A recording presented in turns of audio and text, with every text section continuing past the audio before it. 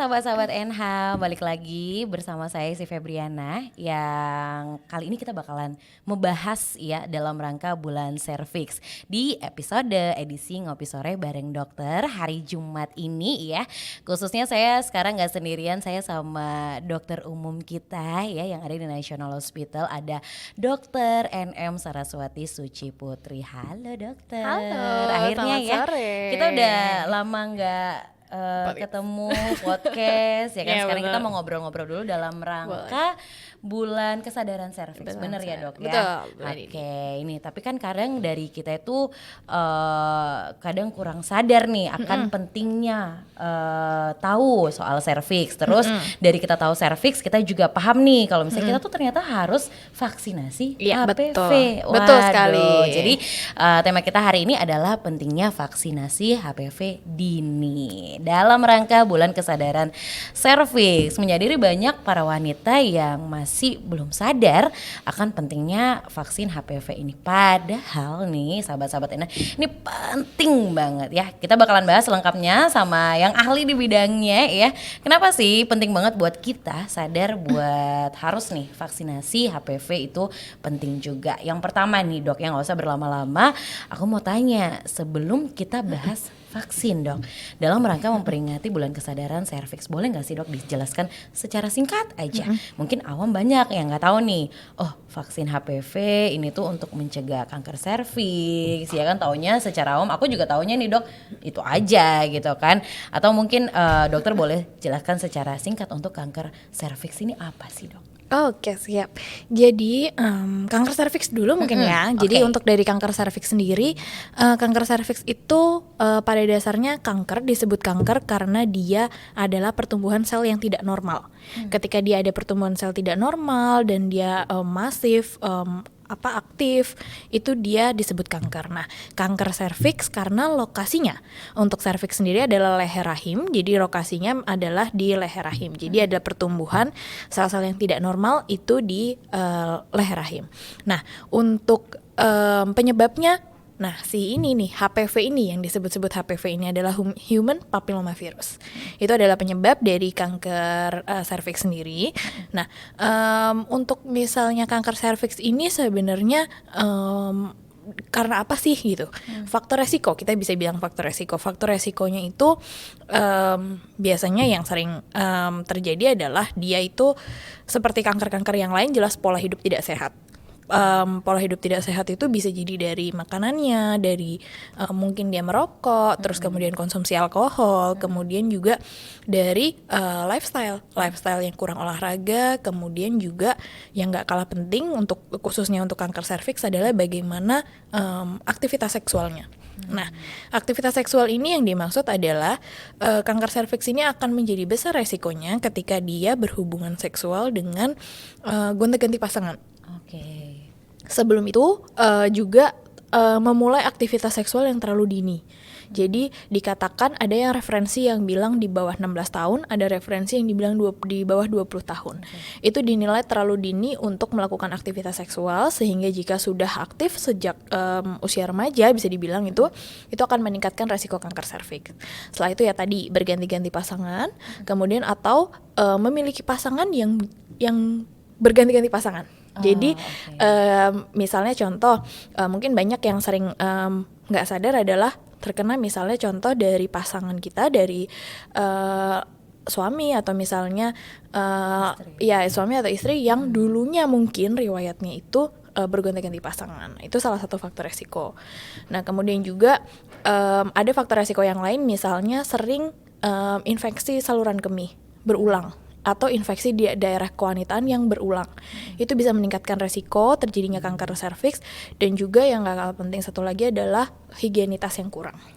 Itu. Okay. Berarti yang perlu kita tekankan ya, pola hidup jelas, lifestyle, terus bergonta-ganti pasangan, aktivitas seksual itu harus ditekankan juga faktor resikonya. Sama itu kebersihan. Betul, kebersihan itu harus kita simak baik-baik ya sahabat-sahabat NH, karena ini penting sekali. Mungkin ada sahabat-sahabat NH yang nonton ini mungkin masih remaja juga, mending sedini mungkin tahu soal edukasi seperti ini ya dok ya. Betul Oke, berarti kita next langsung aja lanjut nih ke intinya ya.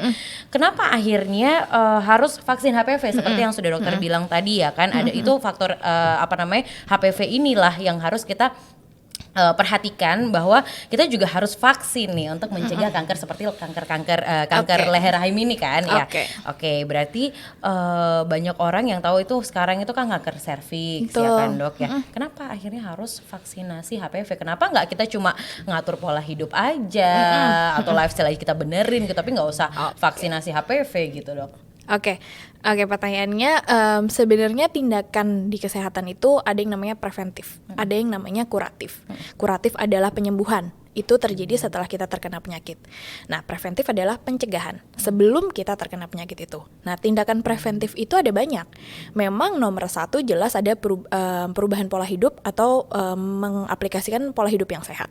Itu jelas sekali adalah salah satu upaya preventif yang harus dilakukan untuk mencegah semua penyakit. Nah, ditambah nih yang kedua, untuk beberapa penyakit itu ada yang namanya vaksin. Kayak mungkin yang terakhir kita ada vaksin COVID. Kalau ada vaksinnya, itu sebaiknya divaksin. Karena apa? Vaksin itu adalah pemberian imunitas yang kita berikan dari luar, bantuan dalam tanda kutip, bantuan dari luar supaya dia memiliki sistem kekebalan tanpa perlu kena dulu penyakitnya.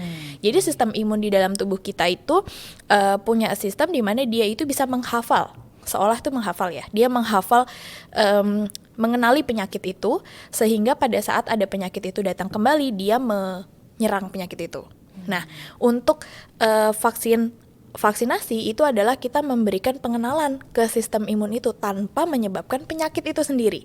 Jadi itu juga perlu diluruskan ya untuk mungkin sahabat NH di luar sana yang mungkin masih kurang paham. Ada yang bilang vaksin itu malah bikin sakit. Enggak, vaksin itu sudah diteliti, sudah dirancang sedemikian rupa supaya dia memberikan sistem kekebalan, memberikan memori terhadap sistem imun kita tanpa menyebabkan penyakit.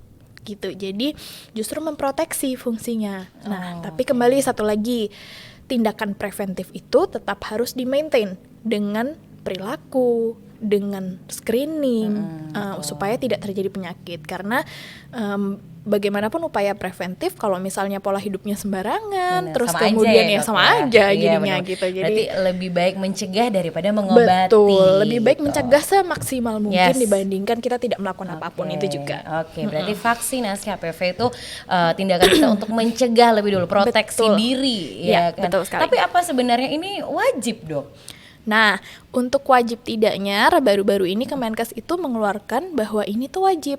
Bahkan kementerian kita itu menjadikan HPV salah satu dari 3 vaksinasi tambahan untuk program wajibnya anak-anak. Jadi sekarang ada 3 vaksin tambahan yang anak-anak dulu mungkin sudah tahu ya sahabat NH di rumah semua apa aja kayak campak, polio dan lain sebagainya. Sekarang ada 3 tambahannya, pneumonia, DPT HIV, sama yang terakhir adalah HPV. Itu udah berarti udah wajib ya sahabat-sahabat sudah NH. Wajib, Oke, jadi kalau sebenarnya ini baru-baru dikeluarin berarti ya dok ya? ya? Nah karena satu lagi nih mau ngasih fakta. Karena di Indonesia sendiri kanker serviks itu adalah kanker kedua terbanyak. Jadi segitunya penting untuk kita juga aware dan kita juga mencegah sebaik mungkin. Waduh, gitu. Ini harus diperhatikan sahabat-sahabat NH. Jadi sedini mungkin kalau bisa untuk kan wajib, berarti kan sekarang udah dikeluarin Kemenkes adalah wajib gitu. Tapi dari usia berapa? Karena tadi sempat dokter singgung kalau dari remaja nih. Nah, remaja ini dari umur berapa, Dok? Nah, untuk programnya pemerintah sendiri itu mulai di kelas 5 6 SD. Jadi di kelas 5 dan 6 SD itu yang perempuan sudah sekarang ada program vaksin HPV. Berarti sekitar 11-12an tahun. Iya, memang kalau misalnya secara dari WHO dan lain sebagainya menyebutkan bisa dimulai dari usia 9 tahun. Jadi ada beberapa vaksin HPV ini sendiri ada beberapa ibaratnya tuh dosis ya.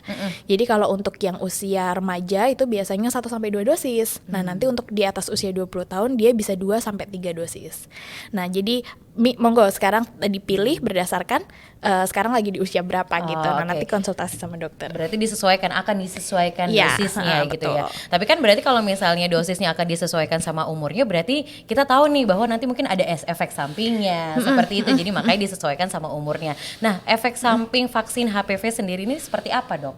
efek sampingnya kembali lagi sih semua vaksinasi ya. Semua vaksinasi itu ada yang namanya kejadian pasca imunisasi. Kemungkinan adanya reaksi setelah vaksin yang sebenarnya kurang lebih sama. Bukan spesifik misalnya menyebabkan penyakit itu sendiri, enggak, cuma ya namanya reaksi kita diberikan sistem kekebalan. Jadi tubuh kita itu reaksinya pada saat diberikan sistem kekebalan ini kan dia akan membentuk pertahanan. Nah, caranya membentuk pertahanan itu kadang menimbulkan reaksi-reaksi inflamasi ringan, misalnya contoh ada peradangan ringan atau misalnya mungkin demam. Nah, cuma mungkin juga reaksi yang bisa terjadi itu adalah reaksi alergin. Kalau itu sih sebenarnya reaksi yang bisa terjadi di semua vaksin dan obat ya.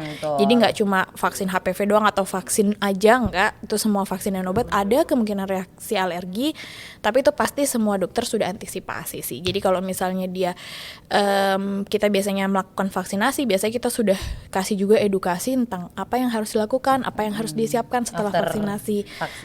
Tapi bisa saya bilang untuk di medical check up sendiri di kita relatif aman sih, nggak pernah ada yang komplain atau nggak pernah ada yang menyampaikan ke kita kalau misalnya ada keluhan-keluhan gitu. Oke. Dok, tapi kalau ngomong soal vaksinasi HPV, Dok. Nah, ini tuh perlu nggak sih kita lakukan mungkin sebelum menikah atau sesudah menikah juga boleh, Dok? Nah, ini perlu diketahui juga karena kan kalau tadi dokter bilang berarti sebelum menikah boleh karena udah dari remaja kan. Tapi kalau misalnya sesudah menikah apakah masih boleh, Dok? Nah, sebetulnya rekomendasinya itu justru sebelum melakukan aktivitas seksual. Jadi sebelum aktif berhubungan seksual itu harus vaksin dulu. Nah, ketika sudah aktif berhubungan seksual atau mungkin di Indonesia setelah menikah, nah itu vaksinnya boleh, tapi disarankan untuk konsultasi dulu ke Obgyn karena nanti perlu dilakukan yang namanya pap smear dulu.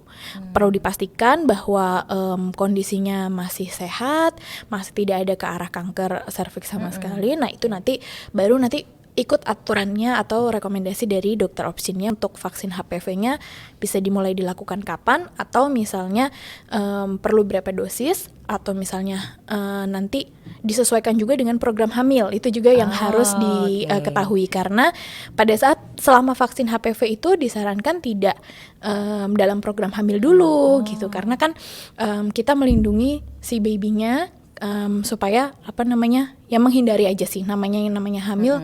Kita kalau bisa ya menghindari dari segala tindakan atau tambahan-tambahan obat kita.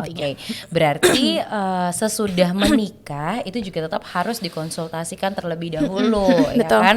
Apalagi kalau ada yang promil nih. Nah, tapi kita geser dulu nih, Dok, karena kan sudah menikah berarti masih boleh, cuma harus dikonsultasikan dulu. Nah, apakah vaksin HPV ini akhirnya mempengaruhi kesuburan wanita? Kalau misalnya dia belum promil nih, Dok, ya, terus sesudah menikah dia mau vaksin HPV. Nah, apakah berpengaruh sama kesuburan wanita? Untuk kesuburannya tidak pengaruh. Hanya saja yaitu tadi, kalau dalam program hamil atau sedang hamil memang vaksin HPV itu direkomendasikan untuk ditunda.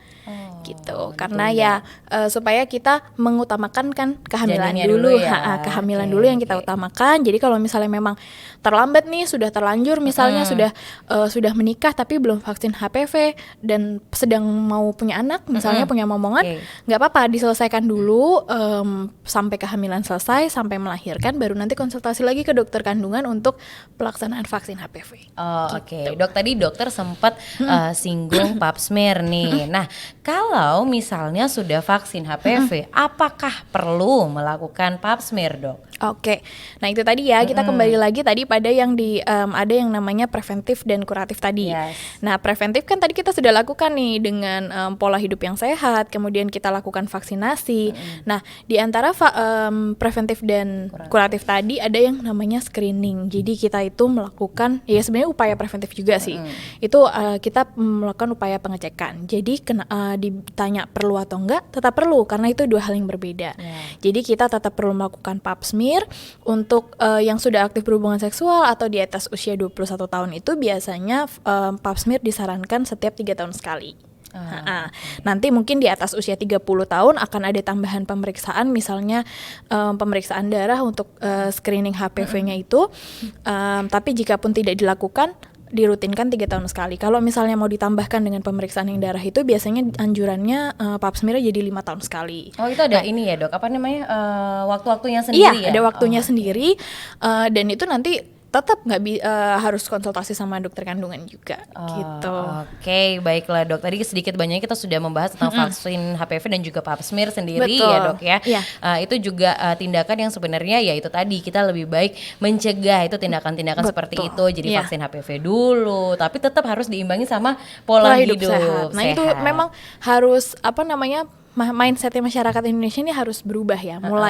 Mulai mengubah bahwa jangan nunggu sakit. Baru jangan nunggu sakit. Harus kesini kayaknya aku di sini ini. Iya, apalagi kadang ada yang punya mindset, aduh vaksin, screening, medical check up tuh mahal gitu kan. Iya benar-benar. Padahal lebih mahal kalau udah sakit. Iya makanya. Nah itu jadi mindsetnya mulai digeser, mulai diganti bahwa lebih baik kita mencegah dibandingkan mengobati. Jadi sebenarnya ke rumah sakit bukan cuma kalau lagi sakit aja, tapi kalau misalnya lagi sehat, ya kan.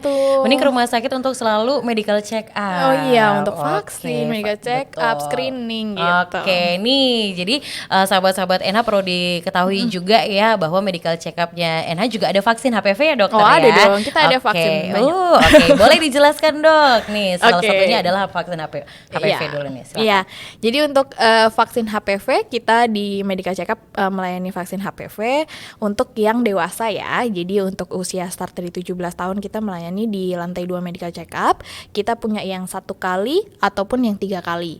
Nah boleh kalau misalnya memang sudah vaksin di tempat lain, misalnya untuk dosis selanjutnya mau vaksin di sini boleh, atau mau dari nol dari vaksin 3 kali di awal boleh langsung datang aja ke medical check up atau hubungi WhatsApp-nya medical check up. Nanti kita bisa bantu untuk appointment kan, cek ketersediaan vaksin, setelah itu kita jadwalkan untuk pelaksanaan vaksinnya. Oke, Gitu. nanti ketemu sama dokter Saras juga nih sahabat-sahabat NH, tentu. salah satu dokter di medical check up-nya National Hospital Betul. Surabaya. Baik dok, terima kasih banyak ya. Sama-sama. Kalau hari ini kita boleh juga membahas nih seputar pentingnya vaksinasi HPV nih dok. Sekarang kan lagi bulan kesadaran serviks. Monggo kalau misalnya ada closing statement yang boleh disampaikan untuk sahabat-sahabat NH. Oke, baik. Oke. Jadi dari saya sebagai dokter medical check up, saya menekankan akan pentingnya tindakan preventif dibandingkan kuratif. Jadi saya akan selalu menyarankan kepada semua sahabat NH di rumah pentingnya akan kesadaran kesehatan sejak dini, dan di bulan kanker serviks ini pentingnya kesadaran akan kanker serviks dan vaksinasi HPV. Jadi jangan lupa untuk vaksinasi HPV, silahkan konsultasikan dengan dokter, boleh dokter Anda pribadi ya, dokter medical check up atau dokter opsin untuk pentingnya melakukan vaksinasi HPV ini dan rekomendasi terbaik untuk usia maupun kondisi Anda. Oke, Gitu. terima kasih dokter Sama-sama. Saras. Thank you banget buat sahabat-sahabat NH yang sudah nonton episode kali ini tentang pentingnya vaksinasi HPV dini dalam rangka bulan kesadaran serviks. Kita ketemu lagi di materi-materi selanjutnya, edukasi selanjutnya dari National Hospital. Kalau buat Anda yang pengen tahu mungkin edukasi-edukasi atau misalnya layanan-layanan kesehatan, boleh kunjungi kita di sosial media kita semua ya, di National Hospital Surabaya. Langsung di search aja apa yang pengen dicari ya, di websitenya kita juga ada ya, National Hospital Surabaya juga, kalian bisa langsung cek semuanya ada di situ. Oke, terima kasih sahabat-sahabat NH, saya si Febrin dan juga dokter Saras pamit siang hari ini dan sore hari ini. Kami ucapkan sampai jumpa. Bye bye. Sampai jumpa.